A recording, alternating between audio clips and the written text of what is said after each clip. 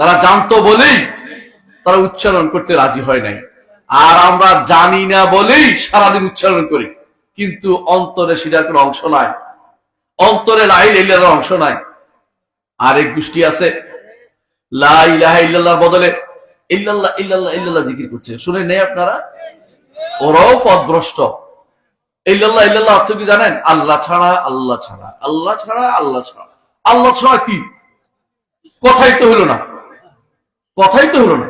সুতরাং যারা এগুলি শিখাইছে তারা মুহাম্মদুর রাসূলুল্লাহ সাল্লাল্লাহু আলাইহি ওয়াসাল্লামের পদ্ধতিতে নাই, সাহাবায়ে কেরামের পদ্ধতিতে নাই, তাদের মানহাজ ঠিক নাই। লা ইলাহা ইল্লাল্লাহ এভাবে বলতে বলা হয় নাই। লা ইলাহা ইল্লাল্লাহ যে পদ্ধতি তারা এগিয়ে আসছে, এই পদ্ধতি আমার নবী মুহাম্মদুর রাসূলুল্লাহ সাল্লাল্লাহু আলাইহি ওয়াসাল্লাম শিক্ষা দেননি। ঈমানের প্রথম দাবি হচ্ছে লা ইলাহা ইল্লাল্লাহর অর্থ জানা, আল্লাহ ব্যতীত। আরেক গোষ্ঠী আছে অনুবাদ করে ভুল করে, আল্লাহ ব্যতীত কোনো মাবুদ নাই, এটাও ভুল। কি অনুবাদ? আল্লাহ ব্যতীত সত্য কোনো মাবুদ নাই। কারণ দুনিয়া ভর্তি মাবুদের অভাব নাই, কিন্তু সত্য মাবুদ হচ্ছে একমাত্র আমার রব্বুল আলামিন, তিনি ব্যতীত আর কেউ নেই। যালিকা বিআন্নাল্লাহুল হক ওয়া আন্না মা ইয়াদউনা মিন দুনিহিল বাতিল ওয়া আন্নাল্লাহুল আলিয়্যুল কাবীর। এটা এই জন্য যে আমার আল্লাহ তিনি একমাত্র হক মাবুদ, আর তারা যা দাওয়াত দিচ্ছে, যেগুলি ইবাদত করতেছে, যেগুলিকে ডাকছে, এগুলি সব বাতিল। আর ওয়া আন্নাল্লাহুল আলী, তিনি হচ্ছেন উপরে, আলী আল কবির, তিনি বড়। যে ব্যক্তি আল্লাহর বড়ত্ব ধারণ করতে পারেনি, যে ব্যক্তি আল্লাহ তাআলার উলু, তিনি যে কত উপরে, তার উপরে, তাকে উপরে মানতে পারেনি, সে ব্যক্তি ঈমানদার নয়। আপনাদের সমাজে, আমাদের সমাজে বিশেষ করে আমরা কুমিল্লা ব্রাহ্মণবাড়িয়া এলাকার মানুষ এই জন্য বুঝতে পারি, বেশিরভাগ মানুষ জিজ্ঞাসা করে আল্লাহ কোথায়, বলবে কোথায় জানেন? সর্বত্র বিরাজমান। যে ব্যক্তি সর্বত্র বিরাজমান বলবে, সে এখনো লা ইলাহা ইল্লাল্লাহর অর্থ বুঝেনি, কোরআন আয়াতের অর্থ বুঝেনি, সুবহান রাব্বিয়াল আলা অর্থ বুঝেনি, সাব্বিহ ইসমা রাব্বিকাল আলা অর্থ বুঝেনি, এবং মুহাম্মদুর রাসূলুল্লাহ সাল্লাল্লাহু আলাইহি ওয়াসাল্লাম তিনি যা শিক্ষা দিয়েছেন তার সামান্যতম অংশ সে বুঝতে পারেনি। স্রষ্টা অনেক অনেক বড়, স্রষ্টা অনেক বড়। স্রষ্টা কত বড় আমি আপনি কোনদিন বলতে পারবো না। স্রষ্টার বড় সৃষ্টি হচ্ছে আমাদেরকে তিনি যা জানিয়েছেন তা হচ্ছে আরশ। আরশ কত বড় এটা আপনি আমি বলতে পারবো না। সাহাবী বলতেছেন ওয়াল আরশু লা ইয়াকদিরু কদরহু ইল্লাল্লাহ, আল্লাহ ব্যতীত আরশ কত বড় কেউ বলতে পারবে না। আল্লাহ আরশের সামনে কুরসি রাখা আছে, এই কুরসিতে আসমান জমিন 7টি মুদ্রার মতো। মুদ্রা বুঝেন? আদলি টাকা আছে না, আদলি একসময় আদলি ছিল, এখন 1 টাকার নোট বা 2 টাকার নোট বা 5 টাকার নোট আছে। এখন 5 টাকার নোট রাখলে যদ্দূর হয়, আল্লাহর কুরসিতে সারা যত সৃষ্টি আছে, এই 7 আসমান 7 জমিন, আর এই মাঝখাতে যত গ্রহ নক্ষত্র এখন আবিষ্কার হচ্ছে, যত নিহারিকা আবিষ্কার হচ্ছে, গ্যালাক্সি ইত্যাদিতে আবিষ্কার করতেছে বসে বসে মানুষ, সবগুলি মিলে আল্লাহর কুরসির ভিতরে 7টি দিরহাম। সুবহানাল্লাহ। চিন্তা করেছেন? আরে আসমান জমিনকে আল্লাহ তাআলা কি করবেন, তিনি কত বড় একটু চিন্তা করেন। আল্লাহ তাআলা বলছেন ইয়াওমা নাতউইস সামাআ কাতাইয়িস সিজিল্লি লিল কুতুব কামা বাদানা আউওয়ালা খালকিন নুঈদু ওয়া'দান আলাইনা ইন্না কুন্না ফাইলিন। যেদিন নাতউইস সামাআ কাতাইয়িস সিজিল্লি লিল কুতুব, লেখলে যেভাবে কাগজ একটার উপর একটা রেখে ভাঁজ করে লেখে, সেদিন আমরা আসমানগুলিকে একটার উপর একটা রাখবো। আল্লাহু আকবার। আসমানগুলিকে, আসমান কত বড় কেউ বলতে পারবে না, পৃথিবী কত বড় আমরা কেউ বলতে পারি না। হ্যাঁ, অন্যরা যাইয়া বলে, হিসাব করে, হিসাব ভুল হইতে পারে। আসমান কেউ দেখেনি, একজন দেখেছে ফিরে এসেছে, আরেকজন দেখেছে ফিরে আসতে পারে নাই, এখনো রয়ে গেছে ঈসা আলাইহিস সালাম। আর আমাদের নবী দেখে চলে আসছে, তিনিও আমাদেরকে আসমানের পুরো বর্ণনা দিতে পারেন নাই। কত বড় আসমান! সমস্ত আসমান রব্বুল আলামিনের ডান হাতে থাকবে, আল্লাহ তাআলা বলে দিয়েছেন। কি বলেছে আল্লাহ তাআলা? যে ওয়াস সামাওয়াতু মাতউইয়াতুম বিয়ামিনিহি, আসমান সমূহ তার ডান হাতে ভাঁজ করা থাকবে। আমরা আহলুস সুন্নাত ওয়াল জামাত এটা বিশ্বাস করি, আল্লাহ ডান হাত আছে। আল্লাহ ডান হাতে তিনি আসমানগুলিকে রাখবেন এবং তিনি বলবেন আনাল মালিক আইনা মুলুকুদ দুনিয়া, আমি রাজা, দুনিয়ার রাজারা কোথায়? সেদিন কেউ কোনো জবাব দিবে না, আল্লাহ তাআলা নিজেই জবাব দিবেন। লিমানিল মুলকুল ইয়াউম, আজকের দিন রাজত্ব কার? কেউ জবাব দিবে না। সেদিন আল্লাহ তাআলা জবাব দিয়ে বলবেন লিল্লাহিল ওয়াহিদিল কাহ্হার, একমাত্র রব্বুল আলামিনের জন্য সেদিন রাজত্ব হবে। প্রিয় ভাইরা, আমি আপনি নিজেকে দুনিয়াতে কত অহংকারী না বলে বসছি, বিশাল বিশাল আল্লামা খেতাব দিয়ে বসেছি, আর সমস্ত মসজিদে বসে জায়গায় বসে নাচতে থাকি, শুধুমাত্র সারা গান নাচতে থাকি, আরো তিনজন নাচতে থাকে, সবাই গান গাইতে থাকে। সুবহানাল্লাহ। আল্লাহর কাছে বিনীত হওয়া দরকার, সিজদায় পতিত হওয়া দরকার। যত বেশি আপনি আল্লাহর কাছে বিনীত হবেন, সিজদা দিবেন আল্লাহর জন্য, তত বেশি আল্লাহর কাছে আপনি প্রিয় হবেন, আল্লাহর কাছে আপনার মর্যাদা বৃদ্ধি হবে। মুহাম্মদুর রাসূলুল্লাহ সাল্লাল্লাহু আলাইহি ওয়াসাল্লাম বলেছেন, বনি আদম যখন সিজদা দেয় শয়তান তখন কাঁদতে থাকে। কাঁদে, বলতে থাকে, কি কাঁদে কেঁদে কি বলে জানেন? বলতে থাকে যে আমাকে সিজদা করার নির্দেশ দেওয়া হয়েছে, আমি সিজদা করিনি, আমার জন্য জাহান্নাম। বনি আদম সিজদা করে জান্নাত নিয়ে গেল। বুঝছেন তো? হিংসুটে সে, শত্রু সে, আমাদের জাত শত্রু হচ্ছে শয়তান। আল্লাহ তাআলা এজন্য বলেছেন ইন্নাশ শাইতানা লাকুম আদুউন ফাত্তাখিযু আদুওয়া, শয়তান তোমাদের শত্রু, তাকে শত্রু হিসেবে গ্রহণ করো, শত্রু হিসেবে নিতে হবে। সে চায় না আমরা জান্নাতে যাই। দুনিয়াতে এসেছি, আমাদের দুনিয়ার জন্যই সৃষ্টি করা হয়েছে। জান্নাতে কিছুদিন রেখে মেহমানদারির ব্যবস্থা করা হয়েছিল, মেহমান সেখানে মর্যাদা রক্ষা করতে পারেনি, এই জন্য দুনিয়াতে আবার পাঠিয়ে দিয়েছে। কিন্তু খ্রিস্টানদের মতো আমরা এটা বলবো না যে আমরা পায়ের চিত্ত করতে দুনিয়াতে আসেছি, এটা ঠিক নয়। আল্লাহ তাআলা আসমানে তার গুনাহ ক্ষমা করে দিয়েছেন, আদম আলাইহিস সালাম গুনাহ ক্ষমা করে দিয়েছেন। আদম আলাইহিস সালাম যখন আসমানে তিনি বলেছিলেন রব্বানা যালামনা আনফুসানা, রব্বানা যালামনা আনফুসানা ওয়া ইল্লাম তাগফির লানা ওয়া তারহামনা লানাকুনান্না মিনাল খাসিরিন, বলার সাথে সাথে আল্লাহ তাকে ক্ষমা করে দিয়েছেন। ক্ষমা করে বলেছেন দুনিয়াতে পাঠাই দিচ্ছি। এই নয় যে দুনিয়াতে শাস্তি স্বরূপ পাঠাচ্ছে, কথাটা এটা নয়। দুনিয়ার জন্যই আমাদেরকে সৃষ্টি করা হয়েছে। ইন্নী জাইলুন ফিল আরদি খলিফা, দুনিয়ার বুকেই আমাদেরকে আল্লাহ তাআলা সৃষ্টি করেছেন। আখিরাতে আমার জান্নাতে প্রথমে ঢুকানোর জন্য নয়।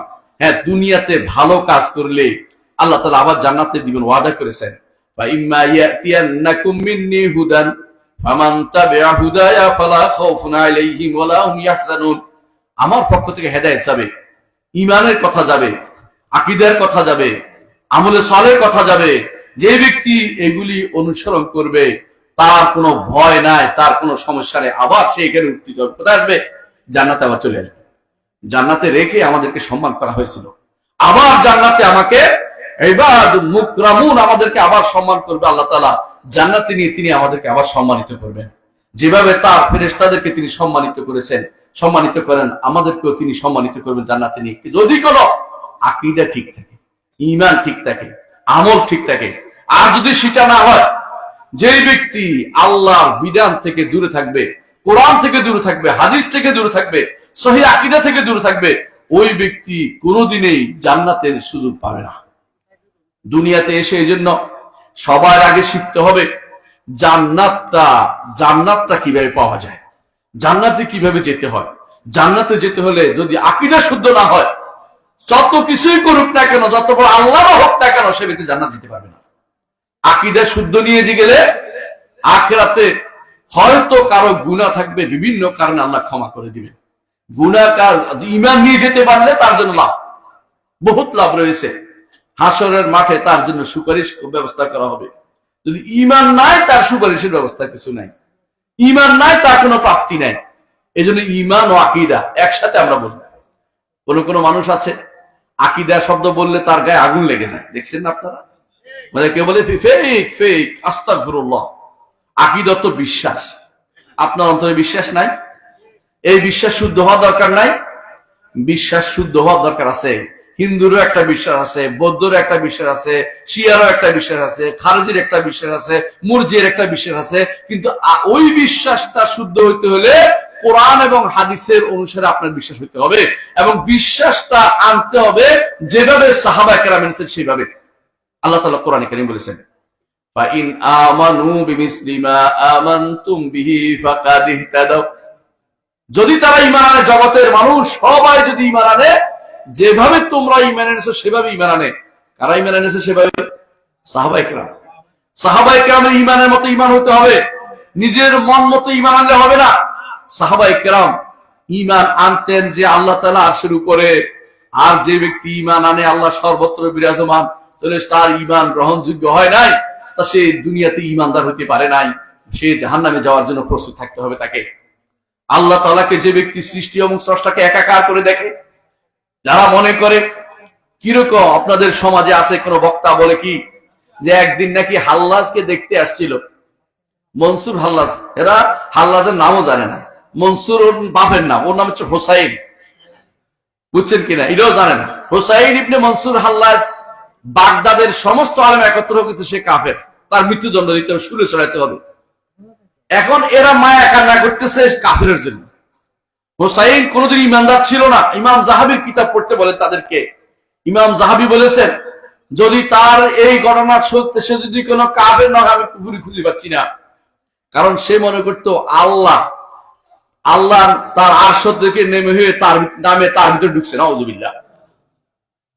এই জন্য তারা গল্প বানাইছে, তাদের মধ্যে একজন চিৎকার করে করে ওই কোথাকার কোন সমুদ্র নদী যেখানে সূর্য ডুবে দেখতে যায় মানুষ, সেখান থেকে লোকে আসে দেখা কি যে আসছে, আসে দেখেছে পানি, আরেকদিন এসে দেখেছে হাল্লাজ নাই, মনসুর হাল্লাজ নাই, হুসাইন ইবনে মনসুর হাল্লাজ নাই, আরেকদিন এসে দেখেছে আছে, বলে কালকে পানি দেখলাম, কালকে আমার একটা আরশ হয়ে গেছিল, নাউযুবিল্লাহ। আর কই তুই আর একদিন তুমি ছিলা না, আমি ওখানে চলে গেছিলাম, তো আজকে আমি চলে আসছি। ঠাট্টা মস্কারি পাইছো, দিনকে ঠাট্টা মস্কারি পাইছো। যে কেউ মনে করবে যে মানুষ আল্লাহর সাথে মিশতে পারে, সেই ব্যক্তি কাফের। একটা বিরাট গোষ্ঠী মনে করে ফানাফিল্লাহ আছে না, ফানাফিল্লাহ বলে, ফানাফিল্লাহ যারা বলে সবগুলি কাফের। আল্লাহর মধ্যে ফানা হওয়ার কোনো সুযোগ নাই, আল্লাহর ইবাদতে নিজেকে ফানা করতে হবে, বুঝছেন কথাটা? আল্লাহর মধ্যে ফানা হয় না। আবার কেউ কেউ আরো বাড়াই বলে বাকা বিল্লাহ, এটা আরো বড় কুফরি। বাকা বিল্লাহ বুঝেন? মানে আপনি যখন নিজেকে ছেড়ে দিবেন তখন আল্লাহর সাথে মিশে যাবেন, এখন আপনি আরো ক্ষমতাবান হয়ে যাবেন, তারা এটা দাবি করে, নাউযুবিল্লাহ। এই জন্য তারা দরগার কাছে চায়, দুর্গার কাছে চাওয়ার মতোই। হিন্দুরা যেমন দুর্গার কাছে চায়, এরা দরগার কাছে চায়, বুঝছেন তো? এরা দরগা পালন করে, দরগাকে, এবং তারা মনে করে এক একটা নাম দিছে কি জানেন? ওরা নাম দেয় বেসাল শরীফ, আছে না বেসাল শরীফ বলে? আমি জানি আমাদের এলাকাতে সবচেয়ে বেশি এটা বেশি। বেসাল অর্থ কি জানেন? মিলন, নাউযুবিল্লাহ। মিলন কার সাথে বুঝছেন তো? আল্লাহর সাথে মিলনের দাবি করে, নাউযুবিল্লাহ। এরা আবার ওরস পালন করে, ওরস অর্থ বুঝেন? বিয়া। এরা মনে করে আল্লাহর সাথে বিয়ে দিচ্ছে, নাউযুবিল্লাহ। ইমানদার কোন এগুলি বলতে পারে? অথচ দেখেন এই ওরস দিয়ে ভর্তি, আপনাদের এলাকা থেকে শুরু করে এই চট্টগ্রাম পর্যন্ত পুরোটাই ওরসে ভর্তি। কিছুক্ষণ পর পরে ওরস পাবেন আপনি। ওরস গুলি ঈমান নষ্ট করে দেয়। আবার কেউ কেউ দেখবেন খুশরুদ শরীফ, হ্যাঁ, অমুক শরীফ, তরমুক শরীফ, শরীফের অভাব নাই, জানি না শরীফ কোথায় পাইল। কেউ কেউ আবার দরবার শরীফ, ওই শরীফ কোত্থেকে আসলো? কেউ বলে শর্ষিনা শরীফ, কেউ বলে চরমোনাই শরীফ, কেউ বলে বাগদাদ শরীফ, কেউ বলে ওই যে আজমির শরীফ।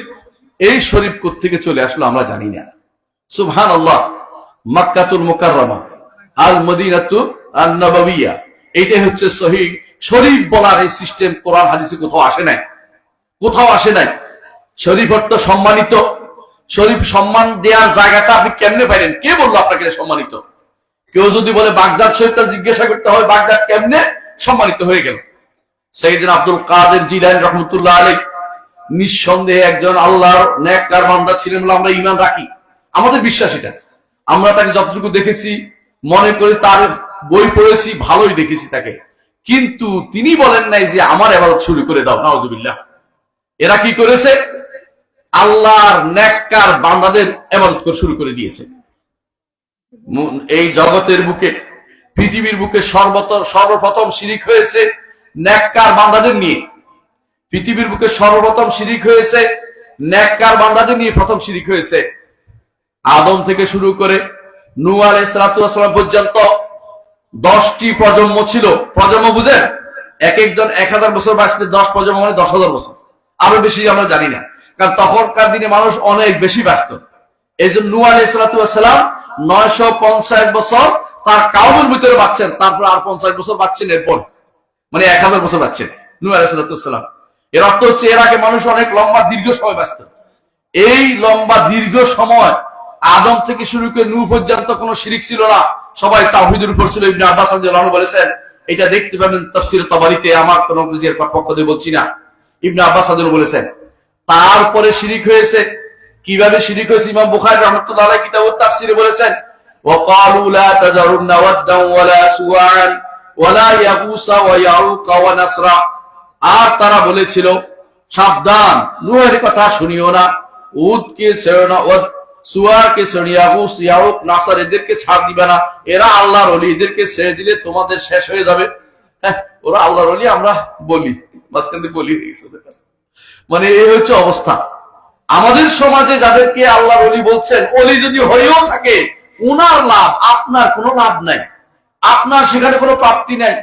যদি আল্লাহর ওলি তিনি সত্যি সত্যি হয়ে থাকেন, তাহলে জান্নাতে তিনি, আল্লাহ তাআলার জান্নাতের ব্যবস্থাপনা তার জন্য করে দিয়েছেন। কবরে হাসরের দিন তিনি পার পেয়ে যাবেন, আপনাকে পার করার কোনো সুযোগ তিনি করবেন না।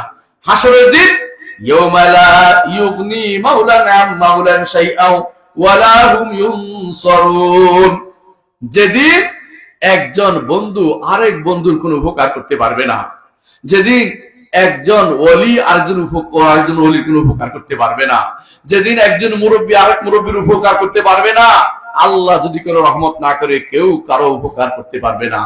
প্রথম যখন হিসাব নিকাশ হতে থাকবে, সারা দুনিয়া খুঁজে ছেলেকে পাবেন, বাবা তোর জন্য সম্পদ রেখে গেছিলাম, বাড়ি রেখে গেছিলাম, গাড়ি রেখে গেছিলাম, কত কি রেখে গেছি, আজকে আমার নেকির বাল্লা ভারী হচ্ছে না, তুই কি আমার কিছু দিবি কিনা? কি বলবে? কি বলবে? দিব? দিবে না। সেদিন আপনার কোনটা কাজে লাগবে জানেন? এই মজলিস গুলো কাজে লাগবে, আল্লাহু আকবার, এই দ্বীন ইলম কাজে লাগবে, শরীয়তের উপর আমল কাজে লাগবে, তাওহীদ কাজে লাগবে। এক একটা লা ইলাহা ইল্লাল্লাহ অনেক ভারী হবে যদি আপনি অর্থ বুঝে সেটা আমল করে থাকেন। লা ইলাহা ইল্লাল্লাহ বলার অর্থ হচ্ছে আল্লাহ ছাড়া কাউকে ডাকবো না, বিপদে আপদে কার ডাকবো? আল্লাহকে ডাকবো, আর কাউকে ডাকবো না। এই জন্য যখন বিপদে পড়েন কখনো বলবেন ইয়া আলী বলবেন না, কখনো বিপদে পড়লে ইয়া আব্দুল কাদের বলবেন না, কতবার বিপদে পড়লে খাজা সাহেবকে ডাকবেন না, কখনো বিপদে পড়লে আশেপাশের কোন ওলি আল্লাহকে ডাকবেন না, এরা আপনার সামান্যতম কোনো উপকার করতে পারবে না। আমাদের নবী মুহাম্মদুর রাসূলুল্লাহ সাল্লাল্লাহু আলাইহি ওয়াসাল্লাম সম্পর্কে আল্লাহ তাআলা বলছেন, কুল, হে নবী বলে দিন, ইন্নী লা আমলিকু লাকুম দাররান ওয়ালা রাশাদা, আমি তোমাদের ক্ষতি করতে পারি না, উপকারও করতে পারি না। নবী যেখানে উপকার ক্ষতি করতে পারে না, অন্য কে আছে যে নবীর মতো সে উপকার ক্ষতির সাথে করবে? বলেন, উপকার করতে পারবে না। এই জন্য কবরে যে গেছে সবচেয়ে বিপদে আছে সে, তার জন্য দোয়া করতে হয়। আমাদের সমাজে অনেকে আছে কবর জিয়ারত, ওলি আল্লাহর কবর জিয়ারতের জন্য বিভিন্ন দূর দূরান্তে যায় না? আপনাদের এখান থেকে বোধহয় কেউ কেউ, ওই আপনাদের তো খুব কাছে আছে সোনাকান্দা দরবার শরীফ, আবার ও দরবারের অভাব নাই। আমি ছোটকালে আমার দাদির কাছে শুনতাম যে যত ওলি আল্লাহ উত্তর কুমিল্লা, আর যত বলি সব দক্ষিণ কুমিল্লা। বুঝছেন তো কথাটা? মানে এখানে যত ওলি আল্লাহ, যত আল্লাহর ওলি, যত পীর সব উত্তর কুমিল্লা শুনতে শুরু করি। আর আমাদের 14 গ্রাম ওই যে সাইডে যত মুরিদরা সব ওখানে। তা আমরা বলতাম এখানে শুধুমাত্র কেন আল্লাহর ওলিরা আসবে, চিন্তা করতাম। বুঝছেন কিনা কথাটা? আপনাদের এখানে ঘরে ঘরে ওলি আল্লাহ, ঘরে ঘরে মাজার, কথায় কথায় মাজার, এগুলি হচ্ছে শয়তানের কারসাজি। ইমানদার খুঁজে পাওয়া কঠিন হয়ে যাচ্ছে দিন দিন। মনে রাখবেন, কেউ যদি মনে করে যে তাকে ডাকলে উপকার হবে, সে ব্যক্তি কাফের হয়ে গেছে। এই জন্য লা ইলাহা ইল্লাল্লাহর অর্থের ভিতরে ঢুকাবেন এটা, আল্লাহ ছাড়া কাউকে ডাকা যাবে না। দ্বিতীয়ত, আল্লাহ ছাড়া কারো কাছে সাহায্য চাওয়া যাবে না, আল্লাহ ছাড়া কেউ আপনাকে সাহায্য করতে পারবে না। এই জন্য আমাদের সমাজে গাউসুল আজমের ডাকে। ও গাউসুল আজম অর্থ কি বুঝেন? গাউসুল আজম অর্থ হচ্ছে মহা উদ্ধারকারী। আরে উদ্ধারকারী বললে যেখানে কাফের, সেখানে কাউকে মহা উদ্ধারকারী বললে কি হবে? বড় কাফের হবে। বুঝছেন তো কথাটা? গাউসুল আজম শব্দটা কোনোভাবেই আল্লাহ ছাড়া কারোর জন্য ব্যবহার করা শিরক। আপনারা অনেক সময় দেখেন গাউসুল আজম করতেছে। গাউসুল আজম এটা কখনো বলা যাবে না। আব্দুল কাদের জিলানী রহমতুল্লাহ আলাইহিকে গাউসুল আজম বলে, অথচ আপনি কি জানেন আব্দুল কাদের জিলানী সহি আকীদার লোক ছিলেন। তিনি তার কিতাব আছে এক আল গুনিয়াতুল তালিবিল হক, আপনাদের দেশে অনুবাদ করে গুনিয়াতুল তালিবিন বানাই ফেলছিলেন নাম। আল গুনিয়াতুল তালিবিল হক এটা আসল নাম। এই কিতাবটা আরবিতে আছে।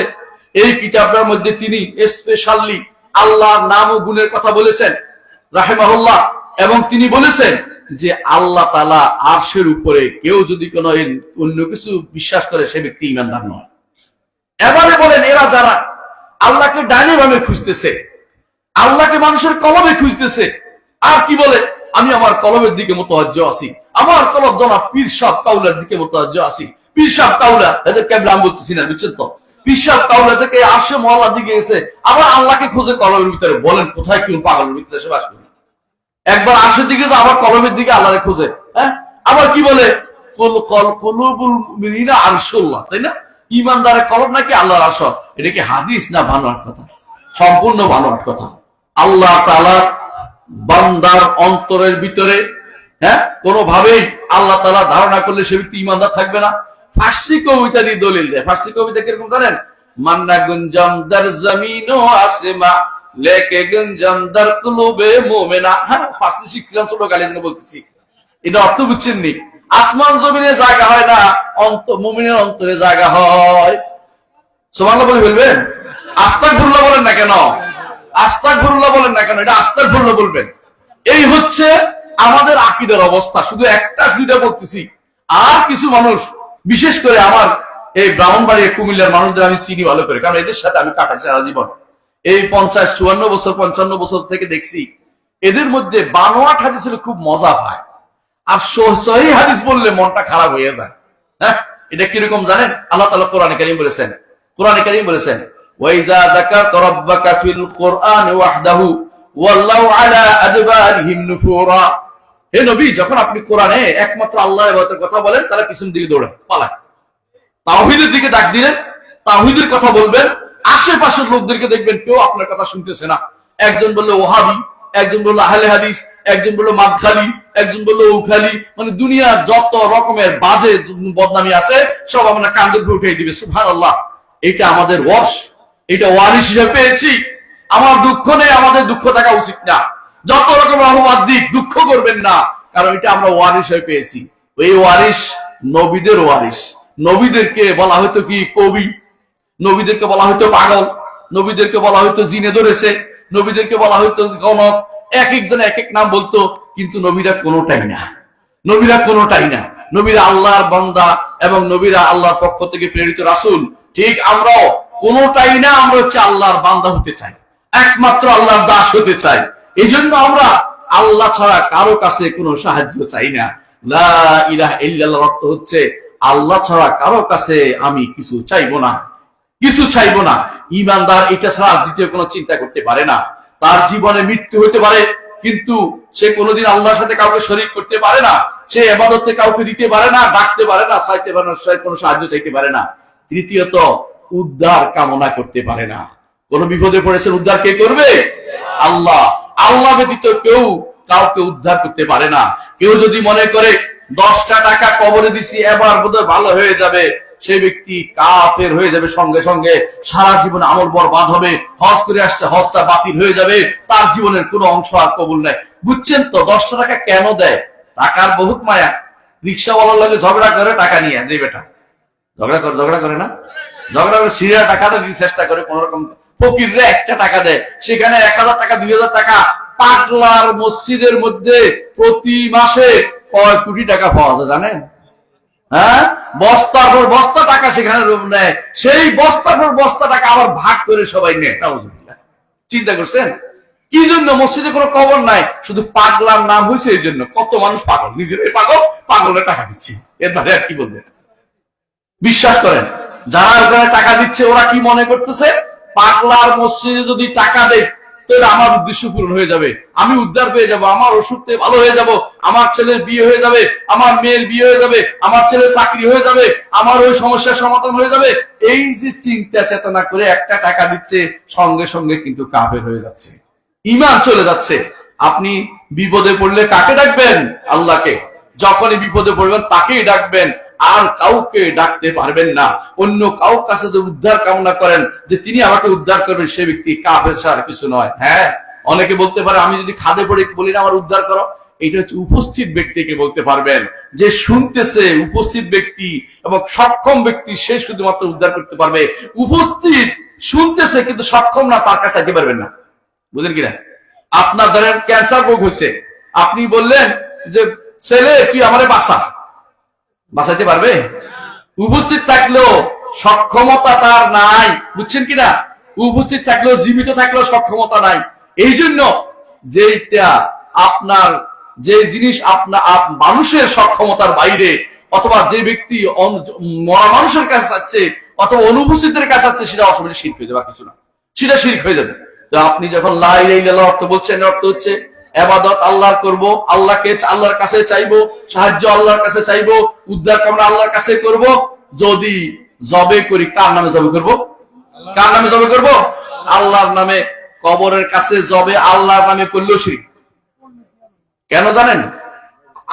আল্লাহর জন্য জবে করলে আপনি রাস্তা করতে পারতেন না, উঠানে করতে পারতেন না, কবরের কাছে কেন করছেন বলেন তো? কবরওয়ালাকে খুশি করার জন্য। স্পষ্ট জিনিস, কবরওয়ালাকে খুশি করার জন্য। যেহেতু কবরওয়ালা খুশি করা যাচ্ছে, সঙ্গে সঙ্গে কাফের হয়ে গেছে। কারণ আপনার ইবাদত কোরবানি কার জন্য হবে? আল্লাহর জন্য। দলিল আল্লাহ কোরআনে বলেছেন, কুল ইন্না সলাতি ওয়া নুসুকি ওয়া মাহইয়ায়া ওয়া মামাতি লিল্লাহি রাব্বিল আলামিন। আমার কোরবানি, আমার ইবাদত, আমার জীবন মরণ কার জন্য? সালাত আল্লাহর জন্য, কারোর জন্য আমি করতে পারবো না। লা শারীকা লাহু, তার কোনো শরীক নাই। অবিযালিকা উমিরতু, এটা করার জন্য আমাকে নির্দেশ দেওয়া হয়েছে। এখন অনেকেই বলবেন আল্লাহ তাআলার উপর বিশ্বাস আছে, না হলে কি তিনি ওয়াজ করে নাকি, না হলে তিনি কোরআন হাদিস পড়তেছে? ভাই, পণ্ডিত কিন্তু জাহিলি যুগও ছিল।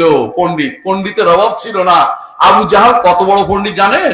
আবু জাহাল ওই সময় বলা হয়তো আবুল হাকাম, অর্থাৎ কি, অর্থাৎ বড় চিন্তাবিদ, বড় বিজ্ঞ, বড় অমুক, বড় তমুক, সবই তার পণ্ডিত ছিল। ওই যুগে সবাই বড় বড় এই জাতীয় বিজ্ঞান ছিল, কবিতা রচনা করতো। সেই কবিতা আপনিও পারবেন না রচনা করতে, এখন আরবরাও পারে না, এত বেশি তাদের পাকগতা ছিল। কিন্তু কোন জায়গায় সমস্যা ছিল? হ্যাঁ, আল্লাহর ইবাদতের সমস্যা ছিল। আল্লাহকেই তারা স্রষ্টা মানত, আল্লাহকেই স্রষ্টা মানত, আল্লাহকেই রিজিকদাতা মানত, আল্লাহকে তাদের সমস্যার সমাধানকারী মানত। কিন্তু ইবাদতের ক্ষেত্রে শরীক করত। ইবাদতের ক্ষেত্রে মনে করত এই যে আমাদের লাত মানাত উজ্জা আছে, এই ওলি আল্লাহ গুলি, এদেরকে সন্তুষ্ট করলে আল্লাহ সন্তুষ্ট হয়ে যাবে। নাউজুবিল্লাহ। আপনারা এখন মনে করে এটা, এই আমি দেখি উত্তর কুমিল্লা এবং ব্রাহ্মণবাড়িয়া সহ আমাদের দক্ষিণ কুমিল্লা সহ পুরো এলাকার মানুষ মনে করে ওলি আল্লাহর কাছে যদি ওলি আল্লাহরে খুশি করতে পারে আল্লাহ খুশি হয়ে যাবে, ওলি আল্লাহরে খুশি করলে আল্লাহ আমারে দিবেন। এমনিতে সবকিছু দেয় না, ওলি আল্লাহরে খুশি করলে আল্লাহ দিবেন। তারা এটা কেন মনে করে জানেন? তারা কিয়াস করে। কি কিয়াস করে? দুনিয়ার বুকে প্রধানমন্ত্রীর কাছে, প্রধান উপদেষ্টার কাছে, অমুকের কাছে তমুকে চাইতে হলে মাধ্যম ধরতে হয়। আপনার আমার মাধ্যম না ধরলে জান্নাতে যাওয়ার সুযোগ নেই মনে করতেছে ওরা। নাউজুবিল্লাহ। আল্লাহ তাআলা যেখানে ডাকতেছেন, উদউনি আস্তাজিব লাকুম, আমাকে ডাকো আমি তোমাদের ডাকে সাড়া দেব। আপনি কি বলতেছেন? না আল্লাহ, আপনি ঠিক বলেন না। নাউজুবিল্লাহ। আপনি, আপনাকে ডাকতে হলে আগে ওই অমুক হুজুরের দরবারে যাইয়া একটা ধর্ণা দিতে হবে, ওখানে 10টা টাকা দিতে হবে, ওখানে কিছু একটা মুরগ দিয়ে আসতে হইব, ওখানে হুজুরের কাছে আগে যাই মুরিদ হইতে হইব, তারপরে শুধু আমি জান্নাত আপনার দেখায় পাবো। এর অর্থ হচ্ছে আপনি কত বড় দুর্ভাগা যে আল্লাহ আপনাকে সরাসরি ডাকছেন আর আপনি বলতেছেন না না আপনি আমাকে দিবেন না। আল্লাহ সম্পর্কে খারাপ ধারণা আপনাকে শিরকের হইতে করেছে। জগতের বুকে যত শিরিক হয়েছে, সমস্ত শিরকের মূল হচ্ছে এটা যে আল্লাহ সম্পর্কে খারাপ ধারণা, যে আল্লাহ তাআলা কি আমাকে দিবে? আল্লাহ তাআলা তো আমাকে দিবে না। দিবে কি? ওই হুজুরের মাধ্যম হয়ে এত দিবে। নাউজুবিল্লাহ। অথচ আল্লাহ বলছেন উদউনি আস্তাজিব লাকুম, আমাকে ডাকো আমি তোমাদের ডাকে সাড়া দিব। আল্লাহকে ডাকলে আল্লাহ আপনার ডাকে সাড়া দিবে। মুহাম্মদুর রাসূলুল্লাহ সাল্লাল্লাহু আলাইহি ওয়াসাল্লাম দোয়া করছেন কিনা সারা জীবন? দোয়া করছেন, সারা জীবন দোয়া করছে। কোনোদিন বলেন নাই, কি বলেন নাই যে আল্লাহ অমুক তমুক ওলি আল্লাহর ওসিলায় আপনি আমাদের দোয়া কবুল করুন? রাসূল বলছে একবার? জীবনে কোনদিন বলছে আল্লাহ আমার বাপ চোদ্দ গোষ্ঠী ভালো ছিলেন, আমার পূর্বপুরুষ ছিলেন ইব্রাহিম আলাইহিস সালাম, তার ওসিলায় দোয়া করতেছি আপনি কবুল করুন? এটা কি কইছে মোহাম্মদ রাসূল কোনদিন? আপনাদের সমাজে প্রচলিত আছে যে একটা ঘটনা, সেটাকে মিথ্যা ঘটনা বলে রাখছে। এটা কি? সেটা হচ্ছে আদম আলাইহিস সালাতু ওয়াস সালামের নাকি তওবা কবুল হচ্ছে না, তো তিনি সারা দুনিয়া বিচরণ করতে করতে চোখের পানিতে নদী বয়ে গেছে। হ্যাঁ, 360 বছর না কত বছর নাই কান্নাকাটি করছে। চিন্তা করেন কত ডাহা মিথ্যা কথা বসে বসে বানাইছে। আদম আলাইহিস সালাতু ওয়াস সালাম ভুল করে সাথে সাথে তওবা করেছেন, সাথে আসমানে তার তওবা কবুল হয়ে গেছে। দুনিয়ার বুকে তার জন্য কোনো শাস্তি স্বরূপ আসেন নাই তিনি। তাকে আল্লাহ তাআলা দুনিয়া যেহেতু রাখছেন, দুনিয়াকে সৃষ্টি করেছেন, তাকে দুনিয়ার জন্য পাঠিয়েছেন। সুতরাং নিজের পক্ষ থেকে বানিয়ে বলছে তারা। এরপরে আরো একটু বানায়, কি বলে জানেন?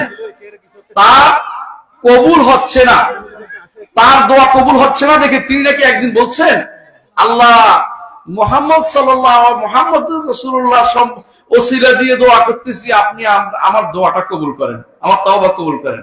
প্রচলিত আছে না এটা? ডাহা মিথ্যা কথা, একেবারে ডাহা মিথ্যা কথা। এটা একটা ডাহা মিথ্যা কথা।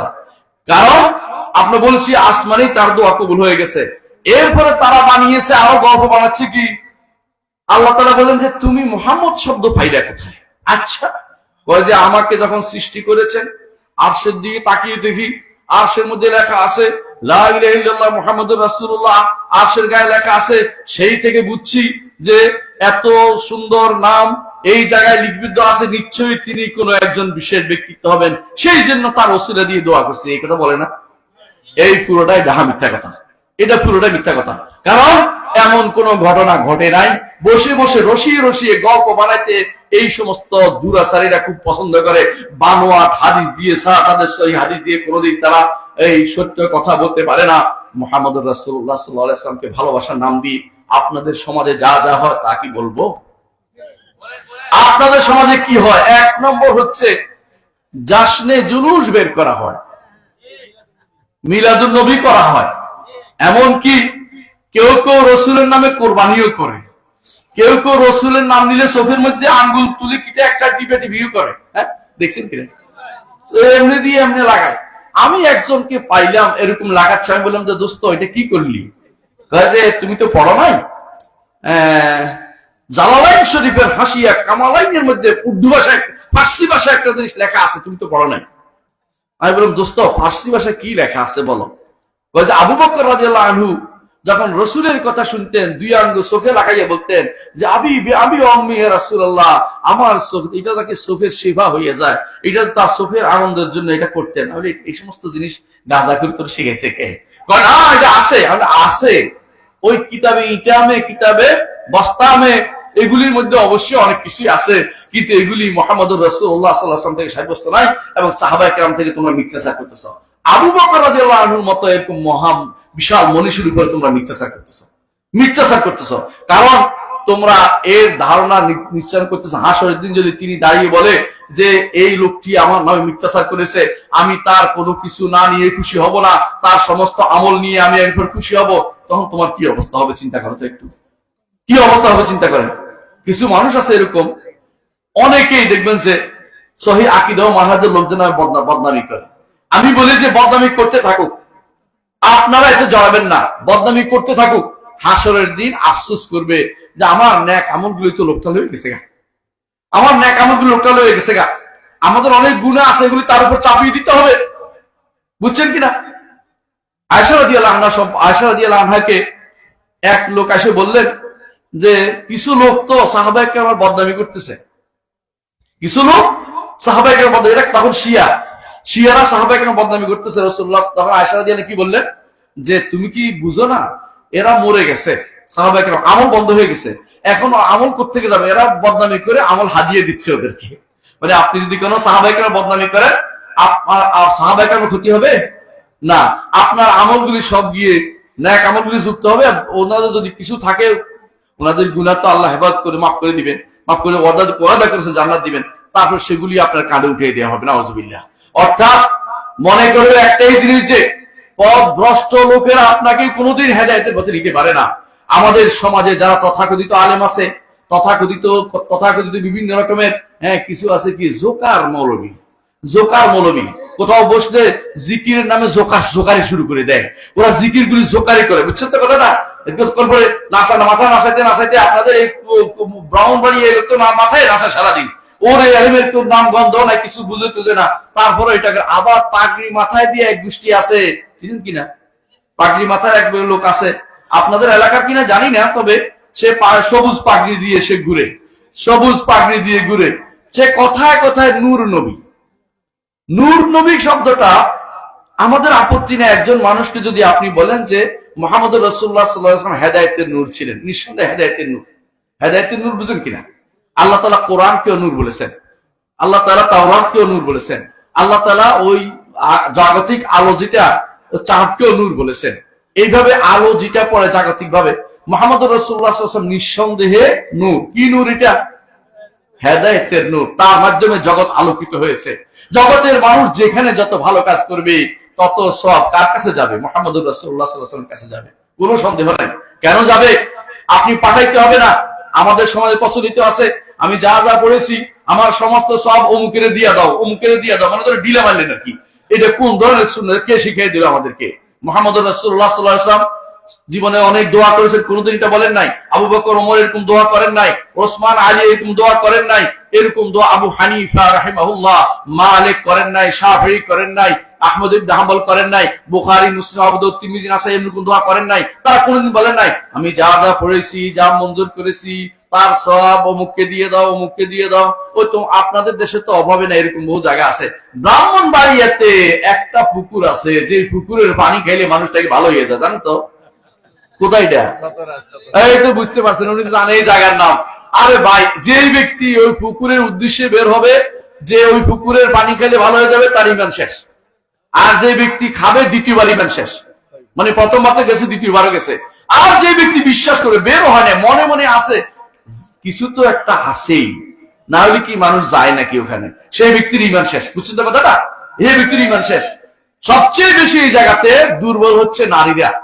নারীরা সবচেয়ে বেশি দুর্বল। আমি আশ্চর্য হয়ে যাই, নারীরা স্বামীকে বাঁচানোর জন্য শিরিক করে, সন্তানকে বাঁচানোর জন্য শিরিক করে।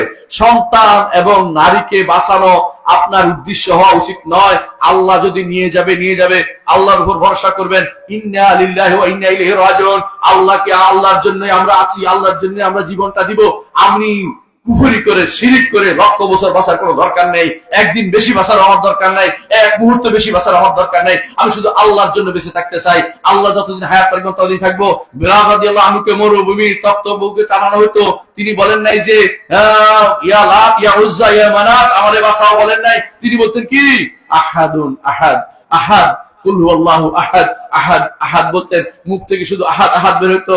আল্লাহ শুধু আমাকে বাঁচাতে পারে। ওয়া ইয়ামসাসকাল্লাহু বিদুররিন ফালা কাশিফা লাহু ইল্লা হু। যদি কোনো ক্ষতি আপনাকে স্পর্শ করে, এ থেকে বাঁচাতে পারে একমাত্র রব্বুল আলামিন, তিনি ব্যতীত কেউ আপনাকে বাঁচাতে পারবে না।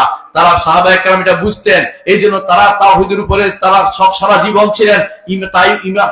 তাবেঈনরা চিন্তার উপরে ছিলেন। সাহাবায়ে কেরামের পরে যত ইমামরা আসতেন সবাই এই নীতিতে বিশ্বাসী ছিলেন। কেউ কোনোদিন শিরকের জায়গায় হাত দেন নাই, কুফরিতে যান নাই। কিন্তু আজ ঈমান বনাম কুফর একটা চ্যালেঞ্জ হয়ে দাঁড়িয়েছে। বেশিরভাগ মানুষ কুফর করে ঈমানের দাবি করছে, কুফর করে ঈমানের দাবি করতেছে। আপনাদের সমাজে এই পানি খাওয়ার কথা যারা যায় ওই পুকুরে, বিশ্বাস করুন তার ঈমান শেষ, কোনো সন্দেহ নাই। অনেকে আছে বিশ্বাস করে যে ল্যাংটা বেটা যে তার কিছু না কিছু একটা তো আছেই, ল্যাংটা হয়ে গেছে, নাউযুবিল্লাহ।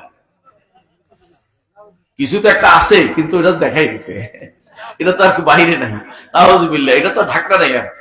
এই ল্যাংটার দরবারে যারা যাবে, ল্যাংটার কথা তারা শুনবে, তাদের গুনাহ হবে। এবং তারা যে মনে করে ল্যাংটার কিছু না কিছু আছে, তার ঈমান নাই। ল্যাংটার কাছে কোনো একটা বিশেষ কিছু পাওয়ার আশা করবে, তার ঈমান নাই। আমি একদিন ঢাকা শহরে হাঁটছি, দেখলাম হায়দার আলী নামে এক ব্যক্তি আছে, তার গায়ে তালা। তালা বাবা, কি বুঝছেন তো? তালা বাবা হাঁটতেছে। আমি গাড়ি থেকে নামছি, কুষ্টিয়া থেকে নামবো, নামার পরে এটা কি এরকম কেন? উনি হায়দার আলী, উনি তালা বাবা। আচ্ছা, পিছনে বিশাল এক গোষ্ঠী, এখানে যা আছেন এরকম একটা গোষ্ঠী পিছনে হাঁটতেছে। আপনারা যারা আসেন না এখানে, অনেকগুলো এরকম একটা গোষ্ঠী পিছনে হাঁটতেছে। এখন ওরা কেন হাঁটে? ওনার কাছ থেকে শুধু একটু থুতু পাওয়ার জন্য। কারো দিকে ফিরে থুতু দিবে, এই মনে করে আমি ধন্য, নাউযুবিল্লাহ। বুঝছেন তো? মানে কেউ মনে তার কারো দিকে ফিরে ধমক দিবে, কেউ আমি দৈন্য, কেউ মার দিলে কেউ আমি দৈন্য। কি আশ্চর্য কথা, কি পাগল হয়ে গেছে মানুষ? এমনি পাগলের পিছনে মানুষ পাগল, সব পাগল হয়ে গেছে। এরপরে কয়েকদিন পরে আমি দাঁড় দিচ্ছিলাম আইসিডিতে, এমন সময় আমাকে বললো যে হায়দার আলী মারা গেছে, আমার তখন মাথায় আসলো যে নিশ্চয়ই একটা গন্ডগোল হবে, দিকে অপেক্ষা করি। কিছুক্ষণ পরে খবর আসলো যে শাহ আলীর মাজারের ওইদিকে ওরা চাচ্ছে ওরা দাফন করতে, আর এদিকে মিরপুরওয়ালা ওরা দাফন করবে, ওদিকে ওরা বলে আমরা দাফন করবো। 3 গ্রুপ হয়ে গেছে। এত দাফনের শহর ঢাকা শহরে, যেখানে একটা কবরের জায়গা পাওয়া খুব কঠিন, বিশাল টাকা দিতে হয়, সেখানে তারে দাফন করার জন্য এত এত বেশি মাতামাতি কেন, বুঝেন কিনা? ব্যবসা, এত সুন্দর ব্যবসা আপনি কোথায় খুঁজে পাবেন? মানে এত বিনা পুঁজির ব্যবসা, শুধু কেবল মাটি দিলেই হইব। এরপরে বসে গেলে সেখানে জটালিমা আসবে, জটালা বাবা আসবে, গামজাখোর হুজুর আসবে, এরপরে মাথা নাসের হুজুর আসবে, এরপরে কয়দিন পরে এমন লোক আসবে যে বলবে খাজা এই ছেলেগুলো পরীক্ষা দিতে আসছে, ওদের পাস করাইয়া দিও। বলেন ভাবনাই আপনারা দেখেন না? আউযুবিল্লাহ, ওই ব্যক্তি কাফের এবং তার সারা বিশ্বাস করেছে পোলাপানগুলো কাফের বানাইছে। এই জাতীয় যারা বিশ্বাস করবে যে কেউ কাউকে পাস করা দিতে পারে, কেউ কেউ কবর থেকে কিছু করতে পারে, সে ব্যক্তি সঙ্গে সঙ্গে কাফের কিছুই করতে পারে না। কারো কোনো ক্ষমতা নাই, মৃত ব্যক্তির কোনো ক্ষমতা নাই। মৃত ব্যক্তি আপনার আওয়াজও শুনতে পায় না। যদি আল্লাহ কাউকে বিশেষভাবে শুনান সেটা ভিন্ন কথা, কিন্তু আসল নিয়ম হচ্ছে মৃত ব্যক্তি কিছু শুনতে পায় না। আল্লাহ তাআলা কোরআনে কারীম বলেছেন, ওয়ামা আনতা বিমুসমিইন মান ফিল কুবুর, যারা কবরে আছে তাদেরকে আপনি শোনাতে পারবেন না। মুহাম্মদুর রাসূলুল্লাহ সাল্লাল্লাহু আলাইহি ওয়াসাল্লাম বলেছেন, ওই ব্যক্তি তুমি কে, তুমি কবরওয়ালাকে শুনাতে চাচ্ছ? অথচ মুহাম্মদুর রাসূলুল্লাহ সাল্লাল্লাহু আলাইহি ওয়াসাল্লামকে আল্লাহ বলতেন যে কবরওয়ালাকে তো আপনি শুনাইতে পারবেন না। কবরওয়ালাকে শুধুমাত্র আল্লাহ যেটা ইচ্ছা সেটাই শুধু শুনতে পায়। অনেকে বলে যে আমরা তো এই সালাম দেই, সালাম দিলে সালাম না শুনলে কি দিতে বলছে কিনা? সুবহানাল্লাহ, আপনার জবাব দেয় এমন শক্তিশালী দলিল হাদিসে আসে না কিছুই। যদি যারা চিনে এক হাদিসে আসছে, তাদের যাদেরকে সে চিনতে পারে তাদের জবাবটা দিতে পারে, কিন্তু কিছু বলতে পারে না।